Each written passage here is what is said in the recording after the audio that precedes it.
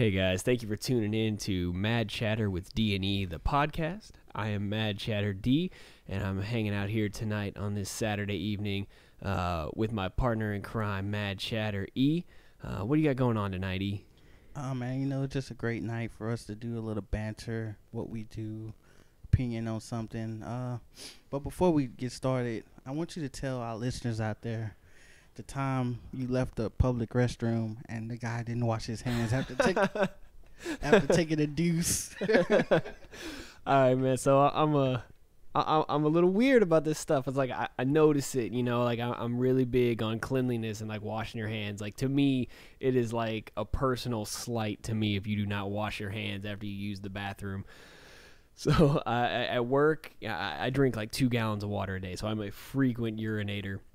So I am in and out of the bathroom a lot, so I have plenty of time to observe the behaviors and patterns of this, whether it be the guy in the stall like grunting until he drops a water bottle in the bowl, or whether it's the guy that decides to like take that explosive applesauce deuce and leave without washing his hands. Like this is firsthand experience, had to deal with this. Like I had to make eye contact with the gentleman. I looked him in the face as I was washing my hands, and he left the stall after I heard him use the bathroom and just went back to work as if he just did nothing. I mean, the dude was dropping hot peanut butter and just chose not to. Like, thank you, I'm gonna get E. coli now. Did you like at least give him some courteous move out the way, like? You want to wash your hands? Come on in. There's plenty of room. I was frozen in awe of the fact that someone could literally just like wipe their ass with their hand and leave. Like, how do you respond to that? I was shocked. I get it. Sometimes you're in a hurry and you pee and you have to leave. I still think less of you, but you're in a hurry. It happens. But like deucing, like you take a tiny piece of like paper and wedge it between your ass crack and smear your shit off of your ass. Like, this dude did that and then didn't wash his hands. Like, he went back and touched things at work, like computers and the mouse and a pen that I probably used after that. You know what? We got to wrap this up, man. We need to get into some topics. I'm getting uncomfortable now. Like, my skin's crawling. I need to find some hand sanitizer. Okay, so let's jump into our first topic now. I don't know if you've been watching the news lately, but Hulk Hogan has been making some pretty big headlines as of late, and he's been doing it for all the wrong reasons. If you're not completely up to date, Hulk Hogan has been painted as a racist.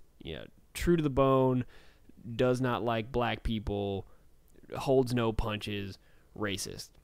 And for Hulk Hogan, he has no defense to say otherwise, because at the end of his infamous sex tape, they've released some, I don't know, what do you want to call bloopers, I guess, of Hulk Hogan just going on a tirade involving his daughter, Brooke, who was apparently involved with or dating a black guy.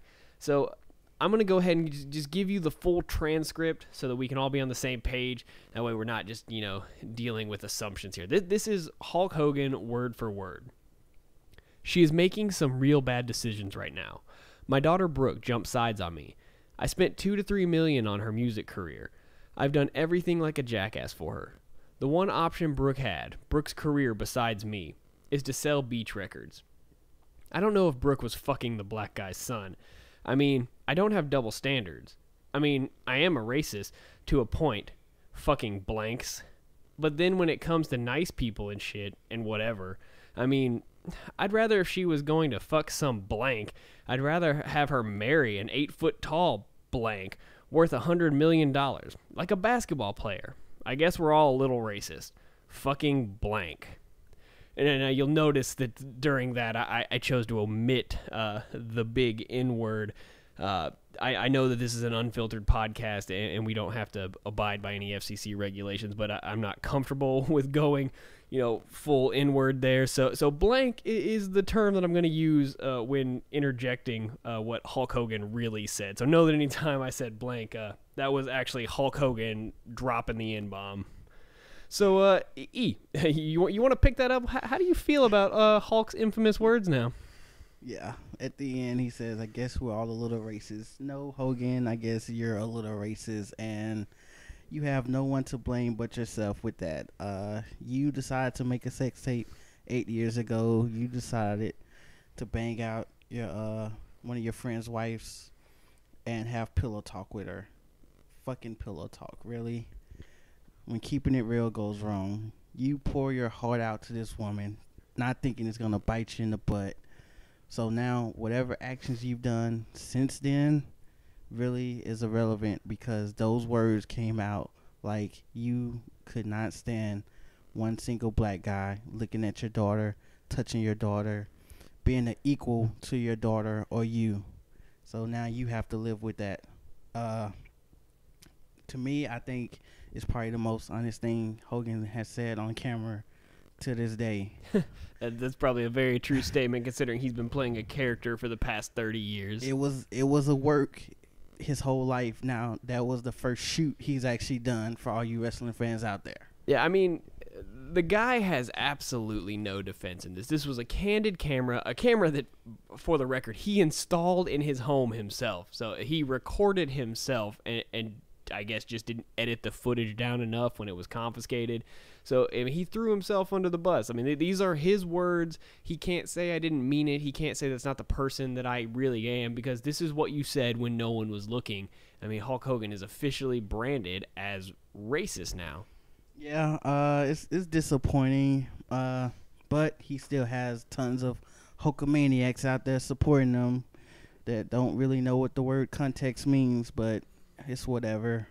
We know what he meant. He know what he meant. He know what he said. There's really no way around it. So I want to ask you though, is WWE really gave him the boot and cut ties with him like he doesn't exist anymore? Do you think this is a knee-jerk reaction from them, or will he be back in 2 years when his die is over? You know, I don't think there's any such thing as a knee-jerk reaction to this kind of atrocity. To this type of blatant racism, you can't overreact. I mean, I guess you could. I mean, they could have, like, hunted him down and murked him. I mean, that didn't happen. He's still alive. I mean, he should consider himself lucky that all he lost was his job. He said some extremely hurtful things. At the end of the day, Hogan's not really losing much in this. The guy's in his 60s. He had a great career. WWE has separated themselves from him. He's no longer in their Hall of Fame. But the whole thing leaked because of a lawsuit that Hogan personally has against Gawker. Gawker is the company that released his sex tape. Gawker, they had the sex tape illegally. They released it to the public. He's suing them for $100 million. As a result of that, the parts that were edited out have now been made public. So we got to see Hulk Hogan as a racist. And I would say that in his lawsuit against them, this probably helps him because they shouldn't have had the tape. They shouldn't have released the tape. And now they've ruined his career by releasing parts of it. So, I mean, Hogan's career is probably over. The WWE did the right thing. They have cut ties.